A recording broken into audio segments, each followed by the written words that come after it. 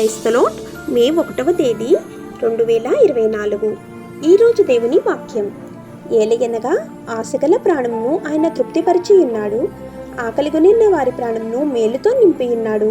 కీర్తనల గ్రంథం 107వ అధ్యాయం 9వ వచనం. ప్రియమైన సహోదరి సహోదరులారా, ఆయన మాత్రమే ఆశ కలిగిన ప్రాణమును నిజంగా సంతృప్తిపరచగలడు. కాబట్టి మీ సమయాన్ని ఖాళీ పనులపై వృధా చేయకండి. మనం దేన్ని కలిగి ఉన్నా, మనం ఎక్కడికి వెళ్ళినా, మనం ఏం చేసినా దేవుడు తప్ప మరేమీ మనల్ని నిజంగా సంతృప్తిపరచదు. డబ్బు, ప్రయాణం, ఇల్లు, ఫర్నిచర్, బట్టలు, గొప్ప అవకాశాలు, వివాహం, పిల్లలు, అనేక ఇతర విషయాలు, ఇతర ఆశీర్వాదాలు ఖచ్చితంగా ఉత్తేజకరమైనవి మరియు ఆనందాన్ని కలిగిస్తాయి.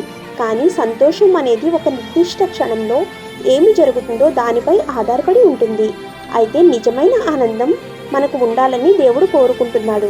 మనం ప్రతి దానిలో దేవునికి మొదటి స్థానం ఇస్తే తప్ప మనం ఎన్నటికీ స్థిరంగా సంతృప్తిగా చెందలేము.